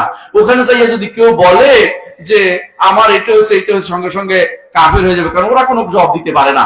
ওরা কোনো জবাব দিতে পারে না, মৃত ব্যক্তি আপনার কোনো উপকার করতে পারে না। আচ্ছা, আপনাদের মধ্যে অনেকে এদেশ থেকে অনেকে যায় না মনে হয়, শাহজালাল শাহপুরানে যায় না তো? না যায়, এটা বুঝছি আমি যায়, কারণ আমি দেখছি আমাদের এলাকা থেকে গাড়ি যায়। কেন যায় আমাকে বলেন তো? কবর জিয়ারত যদি উদ্দেশ্য হইতো, তার বাপের কবর, ছেলের কবর, নাতির কবর, দাদার কবর, পোলার কবর, মুখমাইয়ের কবর, আশেপাশে আছে না, কবরস্থানে গিয়ে একটা জিয়ারত করলেই তো হয়। যারাই সেখানে যায় তাদের উদ্দেশ্য তাই কিছু পাওয়া। যে কেউ ওখানে উদ্দেশ্যে বের হয়েছে কিছু পাওয়ার জন্য, শিরকের জন্য বের হয়েছে, যখন সেখান থেকে কিছু চাইছে আরেকটা শিরিক করেছে, এর অর্থ হচ্ছে মুশরিক। এই শিরিকে করে দুনিয়াটা ভর্তি করে রেখেছে। তাওহীদের মধ্যে তাওহীদের ইবাদত নষ্ট করে সবচেয়ে বেশি মানুষের জীবনে। এটা শুধু তাওহীদের ইবাদত নয়, যখন থেকে আপনার অন্তরে বিশ্বাস এসেছে আমার উপকার করতে পারে, সঙ্গে সঙ্গে তাওহীদের রুবুবিয়তে শিরিক হয়ে গেছে। তাওহীদের রুবুবিয়তে শিরিক হয়ে গেছে। অনেকে বিশ্বাস করে হুজুরে গায়েব জানে, বিশ্বাস করে না? করে। মুহাম্মদুর রাসূলুল্লাহ সাল্লাল্লাহু আলাইহি ওয়াসাল্লাম গায়েব জানে যদি আপনি না বলেন, অনেকে আছে আপনাদের সুন্নি বলবেন। আপনি সুন্নি হওয়ার জন্য শিরিক করবেন? সুন্নি হওয়ার এত দরকার? আপনার তো আহলুস সুন্নাহ ওয়াল জামাআহ হওয়া দরকার, সুন্নি না। সুন্নি বুঝছেন? শাক সুন্নি কয়টা মানুষের এইরকম অবস্থা। এই সুন্নি কোনো কাজে লাগে না। এই সুন্নি আসল সুন্নি নয়, নকল সুন্নি। এই সুন্নি বানোয়ার সুন্নি। এরা শুধু সুন্নি দাবি করে, মুহাম্মদুর রাসূলুল্লাহ সাল্লাল্লাহু আলাইহি ওয়াসাল্লামের আসলে তার অনুসরণ করে না। আল্লাহ তাআলা কি বলেছেন? কুল ইন কুনতুম তুহিব্বুনাল্লাহ ফাত্তাবিউনি ইউহিব্বুকুমুল্লাহ, যদি সত্যি সত্যি আল্লাহকে ভালোবেসে থাকো তাহলে আমার অনুসরণ করো। কার অনুসরণ করতে বলছে? মুহাম্মদুর রাসূলুল্লাহ সাল্লাল্লাহু আলাইহি ওয়াসাল্লাম অনুসরণ করতে বলছে। অনুসরণের মাধ্যমে প্রমাণ পাবে সত্যি যদি তাকে ভালোবেসে থাকেন। জশ্নের জুলুসের মধ্যে ভালোবাসা নাই। সত্যি যদি ভালোবাসে থাকেন, ওই আপনি মিলাদের মাহফিল মধ্যে কোনো ভালোবাসা নেই। যদি তাকে ভালোবেসে থাকেন, ওই কিছুক্ষণ কিয়াম করার মধ্যে কোনো ভালোবাসা নেই। কিয়াম না করলে সুন্নি হইতে পারে না। আর কোন কোন এলাকায় হোক্কা না খাইলে সুন্নি হইতে পারে না। জানেন কি? চট্টগ্রামের এক জায়গা আছে, আমি গেছি, তো ওখানে হঠাৎ করে দেখি হোক্কা খাচ্ছে। কিরে ভাই, তুই হোক্কা মানে সিগারেট খাচ্ছিস কেন? কয় যে এটা এই এলাকার জন্য সুন্নি হওয়ার প্রমাণ, যেখানে যেটা সেটা গ্রহণ করতে হয়। আমি ও আচ্ছা তাই নাকি? তো সুন্নি হওয়ার জন্য তুমি হারামটা খাচ্ছ কি করে? ও হারাম বলতেছেন আপনি, কি বলেন এটা? এটা তো সুন্নি হওয়ার আলামত। আমি আলাপ নিয়ে থাকো ভাই, এটা কিন্তু মুসলমান এটা খাইতে পারে না। এটা কি কি করে কোল কি ছিলেন তো? আমার একটা আত্মীয়তা ছিল এক সময় এই সঙ্গুসাইলের দিকে, সংসাইল আছে না কাছাকাছি, আপনাদের এখান থেকে কাছে, এটা বেশি দূরে না, ওই যে কোম্পানিগঞ্জের কাছাকাছি। তো ওখানে আমি দেখতাম, ছোটকালে আসছিলাম আমি ওই এলাকাতে, তো দেখতাম যে ওই আমার মা, আমি তখন অপ্রাপ্ত বয়স্ক ছোট ছিলাম, উনি কিছুক্ষণ কাজ করে এসে হুক্কাটা টানতো। মেয়েরা কিন্তু হুক্কা খায় কোন কোন এলাকায়, আপনাদের এলাকা মনে ভালো হয়ে গেছে এখন, তাই না? এখনো খায় আমি জানি, ওই উত্তর দক্ষিণ কুমিল্লা এখন আর নাই, কিন্তু এখন এটি পাওয়া যায় না, এই জন্য নইলে মধ্যে খাইতে এখনো এই এলাকার মানুষ এখনো হুক্কাটা খায়। হুক্কাটা কিন্তু হারাম। এই হুক্কার জিনিসটা কেন, এটা জিনিসটা খাচ্ছে কি কিসে, এটা তামাকের, তামাক দিয়ে বানায়, ও তামাক এটা হারাম, কোনো হালাল জীবনও হবে না। এই জন্য তামাকের চাষ করাও হারাম, তামাক দিয়ে কিছু বানানো হারাম, তামাক খাওয়াও হারাম, তামাকের ব্যবসা করা হারাম, কোনোভাবে জায়েজ নেই। এই তামাক কিভাবে বানায়, সাদা পাতা দিয়ে, ওই সাদা পাতা অনেকে আবার যদি ইয়ার ভিতরে দিয়ে খায়, কি পানের ভিতরে দিয়ে খায়, হালাল। পানের ভিতরে দিয়ে হালাল হয়ে গেল কেমন রে ভাই, এটা তো হারামে ছিল। হুজুরে খায় দেখে হুজুরে এখন কি বাই করছে, সুযোগ বাই করছে কেমনি এটা হালাল করা যায় না, আমি তো খাই। এই জন্য বিশ্বাস করুন, এটা কোনোভাবেই জায়েজ না, এটা হারাম ছাড়া কিছুই নয়, এটা খেতে পারে না। আমি ওইটার দিকে যাচ্ছি না, কিন্তু আমি বলতে চাচ্ছি এটাই, এই আমাদের সমাজে সুন্নি যাদেরকে বলেন তাদের অধিকাংশই মনে করে রসুল গায়েব জানে, মনে করে না? কেউ যদি মনে করে রসুল গায়েব, শুধু রসুল না, তারা মনে করে কি ইয়াও গায়েব জানে, ওই যে আব্দুল কাদের জিলানিও গায়েব জানে। ওদের একজনে একটা গল্প বলছিল, শুনেন তাহলে। কি গল্প বলতেছে? আব্দুল কাদের জিলানি ক্ষমতা দেখাচ্ছে কেমন দেখেন। আব্দুল কাদের জিলানি তিনি একদিন বসেছিলেন, এমন সময় তার কাছে এক মুরিদ এসে উপস্থিত। কি মহিলা মুরিদ, তাও নাউজুবিল্লাহ, মিথ্যা কথা বলার শেষ নাই। মহিলা মুরিদ করতে কোনোদিন, এগুলি হচ্ছে তথাকথিত লুচ্চা যারা আছে, দুষ্ট আছে, শয়তান আছে, ওই শয়তান গুলো মহিলা মুরিদ করতেছে। মহিলা মুরিদ হয় ফালতু জিনিস, মুরিদ হইতে পারে না। মহিলা কেমন মুরিদ হয়? আবার মহিলা মুরিদ যারা করে সবগুলি হচ্ছে সবচেয়ে নিকৃষ্টতম জীব। এর উদ্দেশ্য হচ্ছে নারীকে দেখে নিজের ওই ওই ওই কি ভণ্ডামি চরিতার্থ করা, ওই শয়তানি করার জন্য তারা মহিলা মুরিদ করে। মহিলা আবার মুরিদ হয় কি করে? মহিলার জায়গা হচ্ছে ঘর। মহিলা যদি সবচেয়ে বেশি সম্মান করবে তার স্বামীকে, যদি কাউকে সেজদা করার অনুমতি দিত আল্লাহ তাআলা, তাহলে মহিলাকে তার স্বামীকে সেজদা করার অনুমতি দিত। যদি হালালের মধ্যে হতে হবে, হারামের মধ্যে কোন নারী কোনদিন তার স্বামীকে অনুসরণ করবে না, একমাত্র আল্লাহর নির্দেশ মেনে চলবে। তো এরা গল্পটা কিভাবে বানাইছে দেখেন।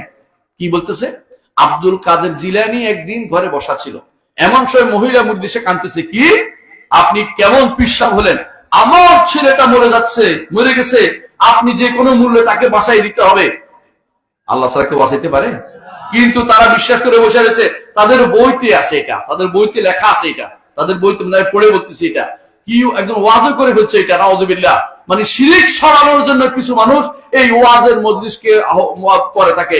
এই এখন বিভিন্ন জায়গায় ওয়াজ হচ্ছে, কেউ শিরিক ছড়ায়, কেউ তাওহীদ ছড়ায়। আমরা শিরিকের ব্যাপারে সাবধান করার জন্য আপনাদেরকে ঘটনা শোনাই দিলাম, দেখবেন ওরা কি কয়। বলতেছে আব্দুল কাদের জিলানী তখন মুরাকাবায় বসে গেলেন। কি সুন্দর সুদ দিয়া বলতেছে, আমি সুদটা দিলাম আর কি বোঝানোর জন্য, আমি সুদ দিয়ে ওয়াজ করি না, সুদ দিয়ে ওয়াজ করি না। তো বলছে মুরাকাবায় বসে গিয়ে দেখলেন এখনো আল্লাহর কাছে পৌঁছতে পারেনি কে? নাম কি? আজরাইল। আজরাইল নামে আসলে কোন ফেরেশতাই নাই, ফেরেশতার নাম হচ্ছে মালাকুল মউত, কিন্তু এরা আজরাইল বানাই নিয়েছে, নিজের পক্ষ থেকে নাম দিছে এটা। ফেরেশতার নাম কি? মালাকুল মউত। তো বলছে এখন তিনি চতুর্থ আসমানে আছেন, তিনি খপ করে ধরে একটা চড় মারলেন, হাওয়ার মধ্যে চড় মার দিয়েছে, বুঝছেন না? তখন আব্দুল কাদের জিলানীর হাত থেকে বস্তাটা খুলে গেছে, কারণ ওই দিন যত মানুষের রূহ হরণ করছে সব বস্তাতে ঢুকেছিলেন। মানে হাজিটা আমার সব বস্তার ভিতরে ঢুকেছে, বুঝছেন না কথাটা? মানে ওদের বিশ্বাস এটা। তারপরে সে বস্তা থেকে গিয়ে সবগুলি জীবিত হয়ে গেছে আবার, মানে বস্তার রূহগুলি আবার যাইয়া ব্যক্তির ভিতরে ঢুকে গেছে। দেখেন আব্দুল কাদের জিলানী কত বড় কারামত। এটা কারামত না, এটা ফাদাহ, এটা অপমানজনক কথা। নাউজুবিল্লাহ। কিভাবে বলতে পারে আব্দুল কাদের জিলানী বুঝি থাপ্পড় দিছে? ওনার কি দোষ? ওনার কি দোষ? মালাকুল মউতের কি দোষ রে ভাই? মালাকুল মউতের কি দোষ যে মালাকুল মউতের আপনি উনি থাপ্পড় দিবেন? নাউজুবিল্লাহ। এই সমস্ত ওয়াজ করে আজে বাজে যত ওয়াজ হচ্ছে আমাদের এই মজলিসের মধ্যে, অথচ দেখেন সেখানে লক্ষ মানুষ হাজির হয়ে যায় আমাদের মধ্যে। কারণ দুর্ভাগ্যবশত আপনি দেখবেন খেটে খাওয়া মানুষের কাছে সস্তা জিনিস খুব প্রিয়। কি ইবাদত কম করে কোন রকম যদি রশি ধরে জান্নাতে চলে যেতে পারি না, না। মুহাম্মদুর রাসূলুল্লাহ সাল্লাল্লাহু আলাইহি ওয়াসাল্লাম জান্নাতের সুসংবাদ পেয়েছেন, কিন্তু তিনি সারা রাত ধরে ইবাদত করতেন। আল্লাহ কার ইবাদত করতেন? আল্লাহর ইবাদত করতেন। তা আপনি কি মুহাম্মদের ইবাদত করবেন? না, এজন্য আবু বকর রাদিয়াল্লাহু কি বলেছেন, মান কানা ইয়াবুদু মুহাম্মাদান ফা ইন্না মুহাম্মাদান কাদ মাতা। যে কেউ মুহাম্মাদের ইবাদত করে সেজন্য জেনে নেয় মুহাম্মদ মারা গেছেন। ওয়া মান কানা ইয়াবুদুল্লাহ, যে কেউ আল্লাহর ইবাদত করে সেজন্য জেনে নেয় ফা ইন্নাল্লাহা হাইয়ুন লা ইয়ামুত, আল্লাহ জীবিত, তিনি কখনো মারা যাবেন না। সুতরাং হে ওমর কি বলছো? ওমর বলে আমার সাবধান হয়ে গেল, আমি ভুল করছিলাম, আমি মাথা ঠিক ছিল না, তা থেকে ঠিক করে দিলাম যে ওমর। আবু বকর রাদিয়াল্লাহু আনহু এই আয়াত কোরআনে কারীমের কোন কয় যে মুক্ত বলা তুমি কি মনে ভুলে গেছো? আমি তো খেয়াল করি না, আমার মাথা ঠিক নাই, রাসূল কি মরে গেছেন মাথায় আসে নাই। রাসূল মারা গেছেন। আমাদের সমাজে কেউ যদি বলে রাসূল মারা গেছেন, আপনি কি করবে জানেন? হ্যাঁ, আপনাদের কট্ট কাট্টা ওহাবি, এর মেরে ফেললে সব, এর মেরে ফেললে সব গুস্তাখি রাসূল কয়ে ফেলবে। কি কইবে? গুস্তাখি রাসূল। একদল বলবে মুহাম্মদুর রাসূলুল্লাহ সাল্লাল্লাহু আলাইহি ওয়াসাল্লাম অবশ্যই মারা গেছেন। না মরলে কি সাহাবায়ে কেরাম তারে কবর দিছে? জীবিত মানুষ কবর দিয়ে যায় আছে? অবশ্যই মারা গেছেন। কবরে তার একটা জীবন আছে, সবচেয়ে শ্রেষ্ঠ জীবন, সমস্ত মানুষের চেয়ে শ্রেষ্ঠ জীবন। সেই জীবন আখিরাতের জীবন। আখিরাতের জীবনের সাথে দুনিয়ার জীবনের কোনো মিল নাই। যদি কেউ মনে করে দুনিয়ার জীবনের মতো, সেই ব্যক্তি তাহলে অবশ্যই মিথ্যুক এবং সেই ব্যক্তি ভুলের উপর আছে, তাকে জানাতে হবে। আর যদি মনে করে মুহাম্মদুর রাসূলুল্লাহ মরতে পারেন না, তাহলে সে মিথ্যা কথা বলছে, কোরআন বিরোধী কথা বলছে, কুফরি হয়ে যাবে সে ব্যক্তির। কারণ মুহাম্মদুর রাসূলুল্লাহ সাল্লাল্লাহু আলাইহি ওয়াসাল্লাম আল্লাহ বলেছেন, আপাই মিথ্যা ফাহুমুল খালিদুন, আপনি মরে গেলে কি তারা চিরস্থায়ী জীবন হবে? আল্লাহ তাআলা তার কোরআন কারীমে তার নবী সম্পর্কে বলেছেন, ইন্নাকা মাইয়িতুন ওয়া ইন্নাহুম মাইয়িতুন, আপনি মরবেন তারাও মরবে। আল্লাহ তাআলা তার কোরআন নবী সম্পর্কে কোরআনে কারীম বলেছেন, ওমা মুহাম্মাদুন ইল্লা রাসূলুন قد خلت من قبل الرسل افإن مات أو قتل انقلبتم على أعقابكم। আল্লাহ তাআলা বলছেন এটা কোরআনে কারীমে, মুহাম্মদ একজন রাসূল, তিনি তার অন্য রাসূলদের মতো তিনি চলে যাবেন। তিনি যদি মারা যান বা তিনি যদি কোনো তাকে যদি হত্যা করা হয়, তাহলে কি তোমরা পিছনের দিকে ফিরে যাবে? না, আমরা আল্লাহর রাসূলের ইবাদত করি না, আমরা আল্লাহর রাসূলের অনুসরণ করি। কি করি? অনুসরণ করি। ইবাদত কিভাবে করতে হবে শিক্ষা দিয়েছেন মুহাম্মদুর রাসূলুল্লাহ সাল্লাল্লাহু আলাইহি ওয়াসাল্লাম। প্রিয় ভাইরা, যদি কোনো ইবাদতের কোনো একটা পদ্ধতি মুহাম্মদুর রাসূলুল্লাহ সাল্লাল্লাহু আলাইহি ওয়াসাল্লামের নিয়মের বাইরে চলে যায়, তাহলে সেই ব্যক্তির ইবাদত আল্লাহর দরবারে কবুল হবে না। তার মানহাজ ভুল, তার নীতি ভুল, সে কোনদিন সঠিক পথে কোনদিন থাকতে পারবে না। সুতরাং মনে রাখবেন, আমাদের সমাজে আজ অনেক কিছু আছে, লক্ষ লক্ষ মানুষ উপস্থিত হলে আপনি পাগল হয়ে যাবেন না। কালিলুম মিন ইবাদিয়াশ শুকুর, আমার বান্দাদের মধ্যে সবচেয়ে শুকরগুজার বান্দা সবচেয়ে কম, সবচেয়ে কম। এই কম নিয়ে আফসোস করার কোনো কারণ নেই। মুহাম্মদুর রাসূলুল্লাহ সাল্লাল্লাহু আলাইহি ওয়াসাল্লামকে জিজ্ঞাসা করা হয়েছিল যে যারা যারা একটা 72 ফেরকার মধ্যে একটা ফেরকা হবে যারা জান্নাতি, আর বাকি 72 ফেরকা কোথায় যাবে? জাহান্নামে। এরা কারা? যারা জান্নাতে যাবে এরা কারা? বলছেন আন-নুযারু মিনাল কাবায়ের, বিভিন্ন গোত্র থেকে উত্থিত কিছু লোক হবে।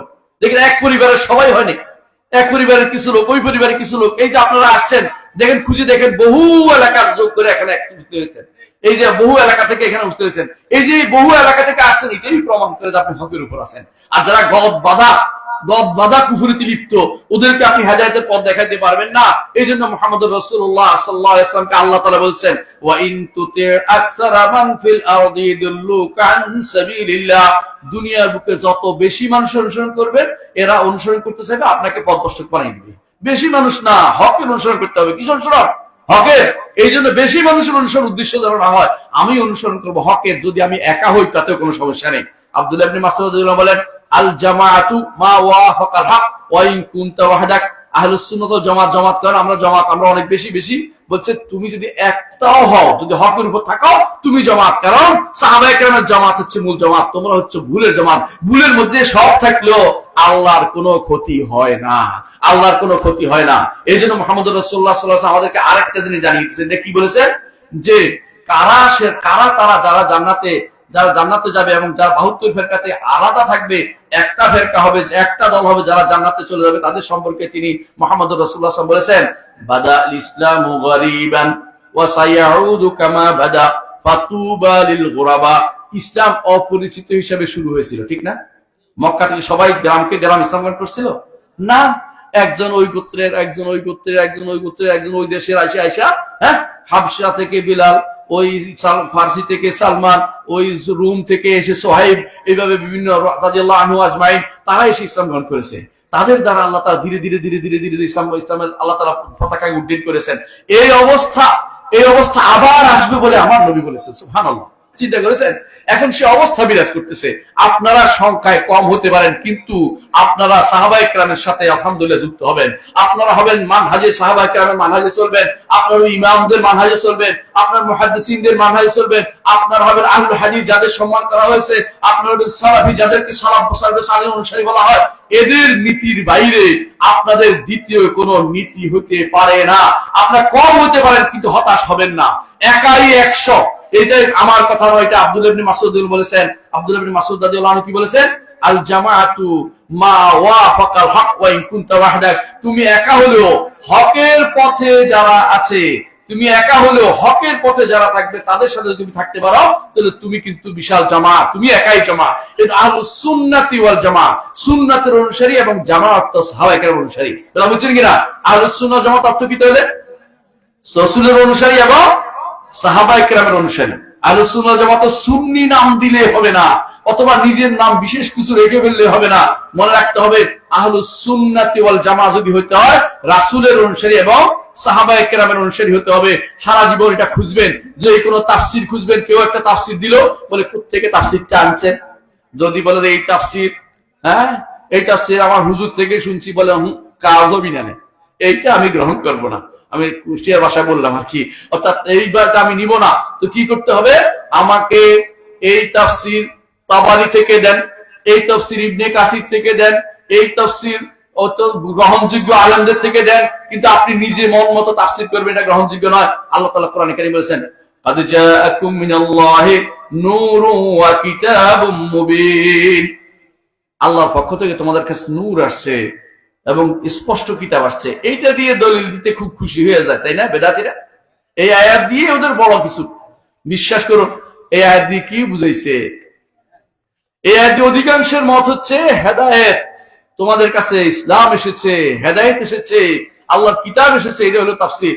যদি বলেন যে নূর মুহাম্মদ সাল্লাল্লাহু আলাইহি ওয়াসাল্লাম, তাহলে অবশ্যই একটা কথা সত্য, তিনি হেদায়েতের নূর ছিলেন। কিন্তু যদি বলা হয় কি জানেন? কয় যে একটা তারকা ছিল আকাশে, একটা তারকা। অনেকদিন এই তারকা দেখেছি। একদিন গল্প করতেছে কে? বানোয়াট গল্প, অনেক সুন্দর লাগে, অনেকের কাছে শুনতেও ভালো লাগে। কয় যে একদিন কি গল্প? কয় একদিন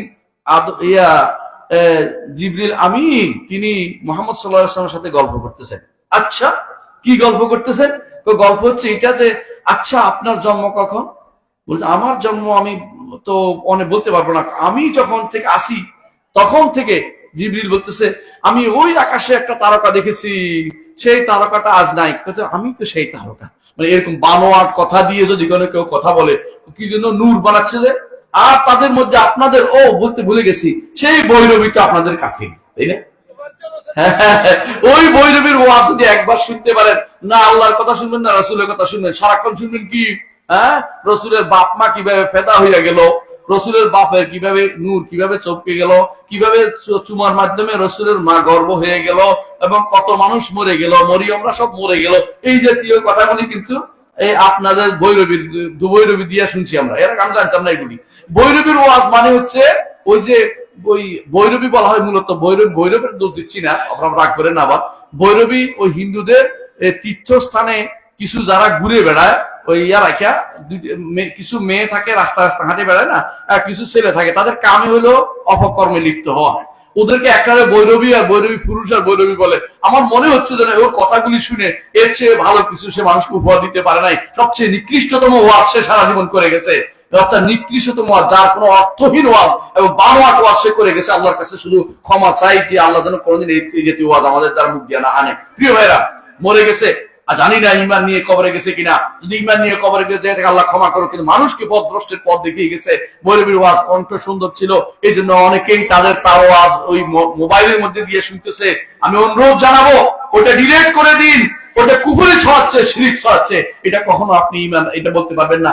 আরেক দল নবী মুহাম্মদ সাল্লাল্লাহু আলাইহি ওয়াসাল্লামকে নূর বানানোর জন্য দলিল মিথ্যা হাদিস বানাইছে। এটা কি জানেন? আউয়ালু মা খালাকাল্লাহু নূরি। এমন হাদিস পৃথিবীতে পাওয়া যায় নাই, বুঝছেন তো? এমন কোন হাদিস নাই। এটা কোথায় আছে? শিয়াদের কিতাবের মধ্যে আছে, বুঝছেন তো? শিয়াদের কিতাবের মধ্যে আছে। বাংলাদেশে এক বেটা ইরানে পড়ে আসছে, বুঝছেন তো? ইরানে পড়ে কি হয়? শিয়া হয়। এই বেটা করতেছে দুর্ভাগ্যবশত কিছুদিন তারা ইসলামিক মাদ্রাসা বোর্ডের সিলেবাসের মধ্যে তার নামও আছে, মানে সিলেবাসে যারা লেখে ওই আকীদার বইয়ের মধ্যে তার নাম আছে, তাফসীর বইয়ের মধ্যে তার নাম আছে, বুঝছেন তো? এক মাদ্রাসার বড় মহা প্রিন্সিপাল সে, তো আমি নাম করতে চাচ্ছি না, এখন বুঝে নেন। এই লোকে একদিন বলতেছে যে, দেখতাম যে টক শোর মধ্যে বলতেছে, আলোচনার মধ্যে বলতেছে যে যদি কোনো হাদিস এখানে পাওয়া না যায় আমাদের কাছে, সেটা যদি কোনো শিয়াদের কিতাব হয় সেটাও আমরা নিব। মানে বুঝছেন তো? অর্থাৎ বুখারী মুসলিম আমাদের তিরমিজির দরকার নাই, এখন তার কথা শিয়া কুলাইনি শিয়া, ওই শিয়াদের বই থেকে এখন হাদিস আইনা হলো মুহাম্মদ রাসূলুল্লাহ সাল্লাল্লাহু আলাইহি ওয়াসাল্লামকে নূরের তৈরি সাব্যস্ত করার জন্য ব্যস্ত হইতে হবে। ওদের কোন কিতাবে, অর্থাৎ সুন্নিদের কোন কিতাবে এই হাদিস নাই, এটা শিয়াদের কিতাবের মধ্যে শুধু আছে। এখন যখন এই হাদিস কোথাও নাই, যখন বলা হলো যে হাদিস দেখা, তখন বলে মুসান্নাফে আব্দুর রাজ্জাকে আছে। যখন মুসান্নাফে আব্দুর রাজ্জাক নিয়ে আসলে বের করে দেন, বলে খুঁজে দেখে যে নাই, বলে ওহাবিরা এটা মুছে ফেলছে। আচ্ছা, ওহাবিরা এটা মুছে ফেলছে, এর আগে তো একটা ম্যানুস্ক্রিপ্ট দেখান, এখন বলতেছে ম্যানুস্ক্রিপ্টটা খুঁজে পাচ্ছি না, আমরা এটা খুঁজতেছি। এরপরে এক সুফিরে পাইছে সিরিয়াতে, সেটা আমার কাছে মুসান্নাফে আব্দুর রাজ্জাকের ছিঁড়া পাতা পাওয়া গেছে, মানে হে বসে বসে বানাইছে এটা, বুঝছেন তো? বানাইকে আমার কাছে এটা মুসান্নাফে আব্দুর রাজ্জাকের ছিঁড়া পাতা। এই হচ্ছে শিয়াদের কাজ। মক্কাতে আপনাদের এই ব্রাউনবাড়িয়ার এক লোকে সৌদি নাগরিক হয়েছে, মারা গেছে মনে হয় বউ, তাকে আব্দুর রহমান নাম বলতে চাচ্ছি না, বেশি করে চিনবেন না, বেঁচে গেলাম। তো ডাক্তার ছিল সে ওখানে, আমার একদিন মক্কাতে বসে আছি আমিও তিনিও, তো একটা হাদিস বললাম, আমি বলছি এটা বানোয়াট, আরেকটা বললাম আমি এটা বানোয়াট, আরেকটা বললাম এটা বানোয়াট, রাত দিয়ে উঠে গেছে, আমি যা বলি সব বানোয়াট, আপনি যা বলেন তো শুদ্ধ। আমি বলি ভাই আমি তো বিপদে পড়ে গেছি এখান থেকে। এখন বলতেছে হ্যাঁ আমাদের সুন্নিতে হাদিসগুলো সব বানোয়াট হয়ে গেল, উনি আফসোস করতেছে, আর আপনাদের ওহাবিদের হাদিসগুলো সব শুদ্ধ হয়ে গেল। আমি ভাই আমি আমরা ওহাবি বলতেছি না, আপনি সুন্নি দাবি করতেছেন, আপনারটা বানোয়াট আমি বলতেছি না। আপনি যদি কোনো সহিহ হাদিস বলতেন, বুখারী মুসলিম আমাদের তিরমিজি হাদিস বলেন, কিন্তু আপনি সব হাদিস বানাচ্ছেন নিজের বদ থেকে, পকেট থেকে নিয়ে আসছেন, এগুলি কোথাও কোথাও পাওয়া যাচ্ছে না, আমি কেমনে বানোয়াট বলবো না বলেন তো? বানোয়াট এটা আমি শুদ্ধ বলবো কি করে? বুঝছেন? উনি মনে মনে বড় দুঃখ, আমাদের হাদিসগুলি সব আপনি বানোয়াট বলতেছেন। ওনার বাড়ি কিন্তু দুর্ভাগ্যবশত আপনাদের বানোয়াট বাড়ি। যাক আল্লাহ, আমি লম্বা করবো না, আমি বুঝাতে চাচ্ছি এটাই, আমি আমার বক্তব্য শেষ করবো, আপনাদেরকে অনেকক্ষণ বসাই রাখছি। এটাই বলতে চাচ্ছি যে আকীদার ক্ষেত্রে যদি শুদ্ধ না হন, আকীদার ক্ষেত্রে পরিশুদ্ধ হতেই হবে, কোনো উপায় নেই। আপনাকে আকীদা যা গ্রহণ করবেন অবশ্যই আপনাকে খেয়াল করতে হবে যে শুদ্ধ কিনা, আমি শুদ্ধ খুঁজবো। এই জন্য কয়েকটা বই পড়বেন, আমাদের আলোচনাগুলো শুনবেন। ডক্টর মঞ্জুর আলহী এবং আমি একটা বই অনুবাদ করেছি, উসুলুল ঈমান। উসুলুল ঈমান বইটা প্রত্যেকে ঘরে ঘরে রাখবেন, একদম সাবলীল ভাষায় বিশুদ্ধ আকীদার কথা আসছে, এর বাইরে কোনো আকীদা আসলে বলবেন যে এগুলি আসি বিশুদ্ধ আকীদা না, বুঝলেন তো কথাটা? দ্বিতীয় একটা বই আছে পড়বেন, যে সহজ ইসলামী আকীদা, আমার সম্পাদনায়, সহজ ইসলামী আকীদা আমার সম্পাদনায়, এটাও নেটে পাবেন ইনশাআল্লাহ, বইতে পাবেন, লাইব্রেরিতে পাবেন, এটাও দেখবেন, কিনতে পারেন। আর যদি কোনো আকীদার ক্ষেত্রে আরো ভালো কোনো কিছু ভালো শিখতে চান, তো অবশ্যই রহমান আরশের উপর উঠেছেন বইটা আগে পড়বেন, তারপর ফাতাওয়াল হামাবিয়াল করে ইবনে তাইমিয়ার বই পাইলেই পড়বেন, ইবনে কাইয়িমের বই পাইলেই পড়বেন, ইবনে কাসিরের বই পাইলেই পড়বেন, ইমাম যাহাবির বই পাইলেই পড়বেন। এরা হচ্ছে পরীক্ষিত মানুষ। এর বাইরে ওই চোরাগলি দিয়ে কিছু মানুষ বই তৈরি নিয়ে আসবে আপনার কাছে, ওই চোরাগলির বই নিবেন না। মুহাম্মদ রাসূলুল্লাহ সাল্লাল্লাহু আলাইহি ওয়াসাল্লাম বলেছেন, কি বলেছেন জানেন? একটা হাদিস বলি, শেষ করবো ইনশাআল্লাহ। তিনি বলেছেন, তিনি মুহাম্মদ রাসূলুল্লাহ একদিন লম্বা একটা রেখা আঁকছেন, লম্বা রেখা আঁকে এদিকে সেদিকে অনেকগুলো ছোট ছোট রেখা আঁকছেন। এরপর বলেছেন এটা হচ্ছে আল্লাহর পথ, এই পথে গেলে সোজা কোথায় গেছে? জান্নাতে চলে গেছে। এই পথে চললে আপনি জান্নাতে যেতে পারবেন। কিন্তু এর আশেপাশে অনেকগুলো ছোট রাস্তা দেখছেন তো, এগুলির মধ্যে প্রত্যেকের মধ্যে শয়তান বসে রয়েছে। আপনি একটা একটু সামনে এগিয়ে গেছেন আল্লাহর পথের দিকে, শয়তান বলে আমার দিকে আসো, দেখো মজার জিনিস আছে, মানে পোলাবান্ডে ডাকে না, পোলাবান্ডে যে যারা হ্যামিলনের বাসিওয়ালার মধ্যে কিছু জিনিস দেখো দেখো। শয়তান কিন্তু আপনাকে এর চেয়ে লোভাতুর করে আপনাকে সব কাছে জান্নাত নেওয়ার ব্যবস্থা দেখাতে চেষ্টা করে। শর্টকাটে জান্নাত যাওয়ার সুযোগ নাই, আমৃত্যু আল্লাহর ইবাদত করে যেতে হবে, একমাত্র দাসত্ব করে যেতে হবে, শিরকের কোনো কিছু করা যাবে না, কুফরি করা যাবে না, তোর জান্নাতে যেতে পারবো। বুঝুন তো এই পথ, এই এতগুলি শয়তানের পথ অতিক্রম করে শেষ মুহূর্তে আল্লাহর তাআলার কাছে ঈমান নিয়ে যাওয়া হচ্ছে একজন ঈমানদারের মধ্যে সবচেয়ে বড় কারামত। বুঝেন তো? আপনি কারামত খুঁজেন ভেলকিবাজি, ও ভেলকিবাজি খুঁজেন না। কারামত হচ্ছে আল্লাহর ইবাদতে টিকে থাকা, মৃত্যু পর্যন্ত আল্লাহর ইবাদতে টিকে থাকা হচ্ছে কারামত, ওইটাই হচ্ছে আসল কারামত। এবং সাহাবায়ে কেরামের জন্য কারামত বেশি দেখাইতেন না। সাহাবায়ে কেরামের কয়জনের কারামত দেখাইতে পারবেন? কয়জন? পরবর্তীরা কেন এত কারামত দেখায়? কারামত বানায়। কেমন কারামত বানায়? অমুক হুজুরে বলছে, অমুক হুজুর আল্লাহই জানে, অমুক হুজুরে বলছে তিনি আমার হুজুরকে দেখছেন আকাশে উড়িয়ে উড়িয়ে দেখতেছে, আকাশে গুড়িয়ে যাইতেছে, কেউ বলে পানির উপরে নামাজ পড়তেছে, পানির উপরে নামাজ পড়তেছে। পানির উপরে দাঙ্গা কি অভাব আছে নাকি? বাংলাদেশ সমুদ্র আছে নাকি? পানির উপরে কেন নামাজ পড়ে? তাকে দেখানোর জন্য করতেছে। কেউ বলে যে না না, পানির উপরে কি করতেছে, তিনি দেখছেন এটা করতেছে, ওটা তিনি কি করছেন। ওই হ্যাঁ, কেউ তো বলতেছে কি ওই নদী ভাঙ্গা বন্ধ করার জন্য কেউ কেউ বলছে হ্যাঁ ওই সিটি নিয়ে গেছে পিসাব থেকে ডুব দিয়া, দেখে তো ওখানে খিজির বসা রয়েছে, ওনার হাতে তুলে দিছে, সামনে আর ভাঙ্গে টাঙ্গে নাই। এই সমস্ত গল্প তো আমরা বহুত শুনি, কিন্তু যার কথা বলছে তিনি 10 হাত পানির নিচে কিছুদিন অবস্থান করছে। যে পিসাবের সম্পর্কে বলছে যে নদী ভাঙ্গা বন্ধ করে দিছে না, ওই পিসাব 10 হাত পানির নিচে ছিল। ওই চর এলাকা বুঝছেন তো, চর সিনা, চর মুনা, কতদিন আছে মুনায় আর চরে, চর এলাকার মধ্যে এটা বেশি হয়। কারণ চর এলাকার কেন বেশি হয় জানেন? কিছুক্ষণ পর ভয় পায়, ভয় পাইলে মনে করে যে অলি আল্লাহ তার রক্ষা করবে, আল্লাহর উপর ভরসা নেই। এই মানুষগুলি শিরকের মধ্যে বেশি লিপ্ত হয়। আর বেশিরভাগ শিরকে লিপ্ত হয় কারা? বেশি আনন্দে থাকলে শয়তানে তারে কিলায়, মানে শয়তান তারে ইমান থেকে ইমান হারা করতে চায়। প্রিয় ভাইরা, আমি আমার বক্তব্য দীর্ঘ করবো না। দুইটা জিনিস অবশ্যই খেয়াল রাখবেন। একটা হচ্ছে আপনাকে মুহাম্মদ কোরআন এবং সুন্নাহর বাইরে যাওয়ার কোনো সুযোগ নিবেন না। আর দ্বিতীয় কাজটা হচ্ছে কোরআন এবং সুন্নাহ বুঝার ক্ষেত্রে কার নীতি অবলম্বন করবেন? সাহাবায়ে কেরামের নীতি অবলম্বন করবেন, তাবেঈনদের নীতি অবলম্বন করবেন, ইমামদের নীতি অবলম্বন করবেন, মুহাদ্দিসিনদের নীতি অবলম্বন করবেন। নিজের পক্ষ থেকে কোরআন হাদিসে যে ব্যক্তি ব্যাখ্যা দেয় সেই ব্যক্তি সবচেয়ে বড় পথভ্রষ্ট, তার কথা আপনি শুনবেন না। আকুলু কওলি হাযা ওয়া আস্তাগফিরুল্লাহ লি ওয়া লাকুম ওয়া লিসাইরিল মুসলিমিন ফাস্তাগফিরু ইন্নাহু হুয়াল গাফুরুর রহিম। আমি আমার বক্তব্য শেষ করছি, কারণ আমার 11টা ছিল, 11:19 বেজে গেছে, এর মধ্যে ইনশাআল্লাহ শেষ হয়ে গেছে। সুবহানাল্লাহ। আর কি কথা নেই আমার। জি প্রিয় ভাইয়েরা, আপনারা জানেন যে আমাদের মসজিদগুলো আমরা ছাড়া কেউ 1 টাকাও দেয় না। এই মসজিদটা চলমান আছে, কেউ উঠবে না, দয়া করে একটু বসেন, প্রত্যেকেই